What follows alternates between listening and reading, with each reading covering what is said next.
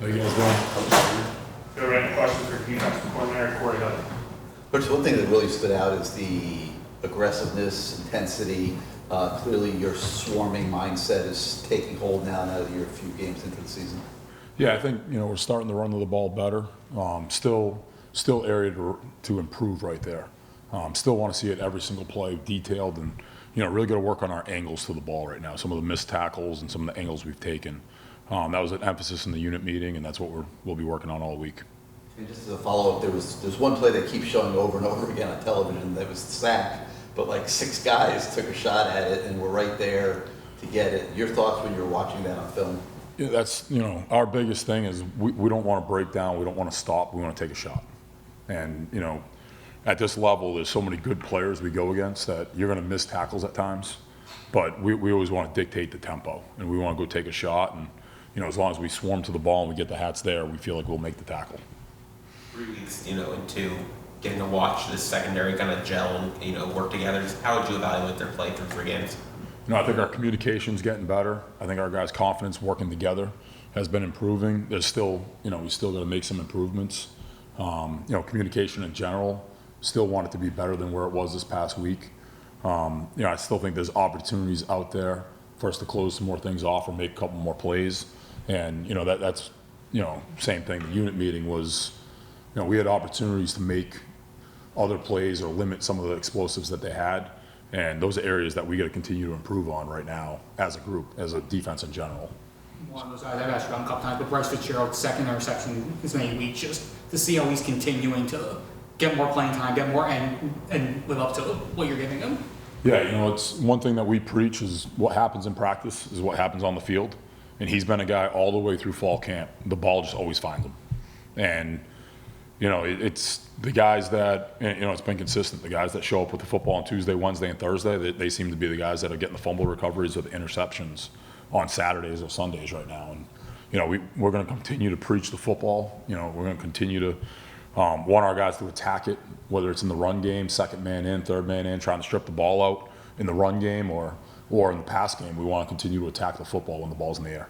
I know you were talking Saturday about the ESV credo and how that's so important around here. How would you sort of assess other? Yeah, that's what it's from day one. We want our guys to love football.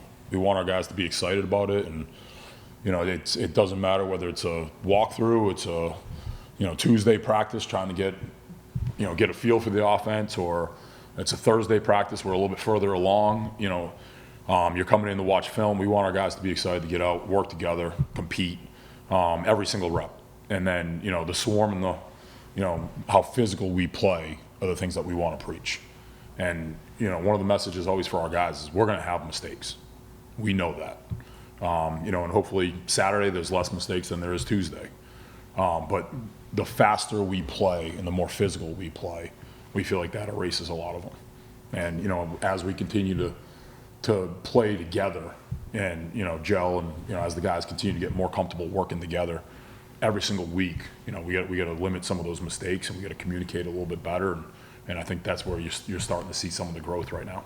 I know there were 5 picks on Saturday, but what do you see when you look at Lagway film? This is obviously a pretty accomplished kid who can make a lot of throws. I thought his defense made some really good plays. I thought the defense he played against did a really good job, and I think he's a really talented player. There's some plays out there that he makes that you don't see a lot of times. His ability to extend the play, extend the pocket, create things with his legs, and then some of even the throws he makes on the run. He's throwing the ball perfect into coverage, really tight windows, and I think they do a really good job using him. When an offense like that, those struggles a bit for a couple of weeks, how much, as a defensive coordinator, when you look at things, do you anticipate something changing as you watch film, or some of the things that they've done that they're trying to do differently against you? Yeah, I think every week, they change their pitchers or they change different things they do pre-snap, and I think they have some looks there. I think they've made some really good plays. I think they've had some untimely penalties right now. I watched the game that sticks out to me is the South Florida game. The first 3 possessions they go right down the field, have an opportunity to put the ball in the end zone every single time, and whether it's penalties or they just don't quite make the play or kind of holds them back on that. But I think it has the ability to be an explosive offense, and there's some evidence of that. Last week they had the huge 80-plus yard touchdown called back.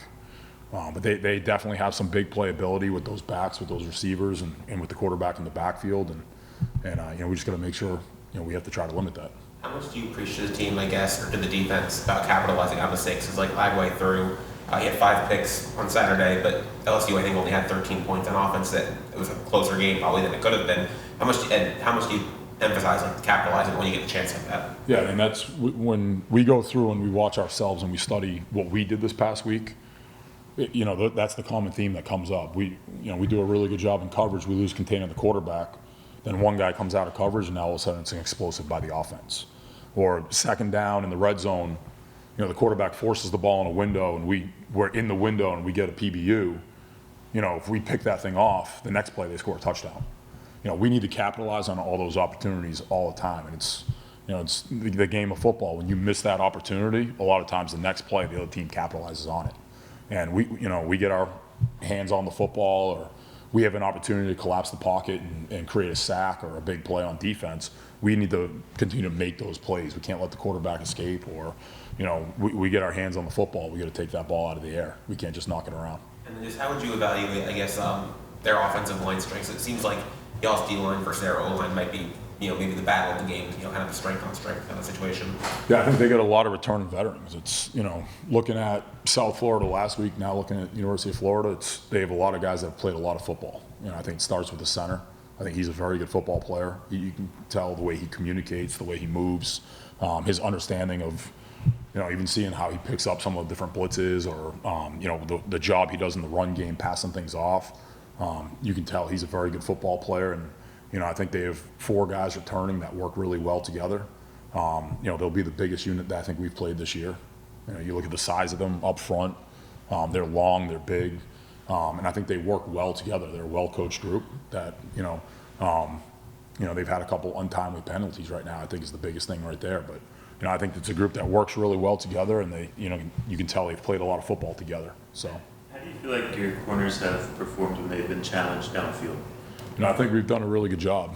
I think we still got some of the techniques, like you watched the one this week, I think on the, what was that, the second drive of the game? We got beat. I thought we peaked a little bit too early. We came out of phase. But I think our guys, the first series, that first 3rd and 7, I think it was, they took the one-on-one shot. They saw middle closed. And then, that second series, they came out right away on an earned first down, took a shot on us and capitalized on that one.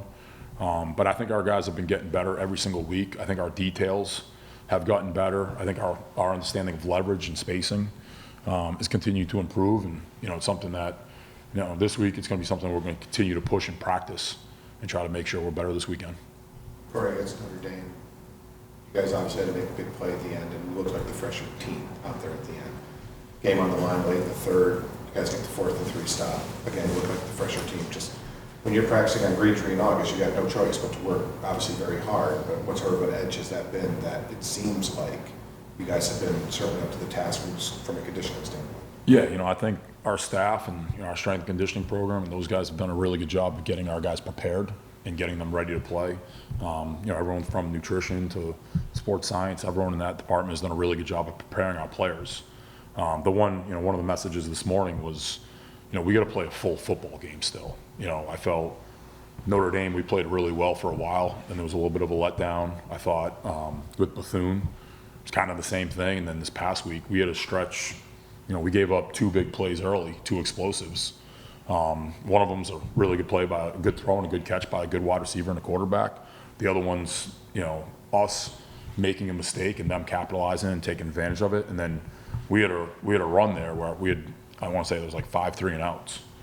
And then after that, we kind of had a couple series where we weren't as disciplined. We made a couple errors. They made a couple good plays. They have some really talented players there too.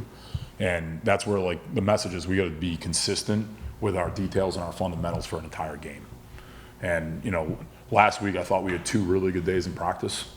One of the days I thought we were a little bit loose. I thought we had to, lock in a little bit more. And I think that's, this week we got to have 3 really good days in practice. We got to be locked in. We got to run to the football. We got to play with really good technique and fundamentals. So that way we can put a full game together. What have you seen from their running back, Jaden Bob, or his running back on film? I think he's, I thought we opened the season with a really good running back. And, I think, we're going to see one of the best running backs in the country again. I mean, his ability to extend plays, run through tackles, I think he's got really good vision. They do a really good job getting the ball in space to him at times, a little bit in the screen game or pass game. But he's a dynamic back that runs downhill, runs behind his pads. He's a physical back, and I think he's got breakaway speed. But I think he's, one of the best backs in the country. Do rivalry games fire you up even a little bit more? I mean, I know the main thing is the main thing, obviously, but do you feel a little extra something when you know it's a big game for the And, two schools? the thing we're trying to focus on is us. It's, the number one thing for us is we got to make sure our details, our fundamentals, our communication, the way we swarm, how physical we play, that's the things we control. And we got to make sure those are the things that we're focused on. Today when we get with the players, tomorrow when we get with the players on the practice field on Green Tree, and that's the only thing that our focus has got to be on, is us getting better.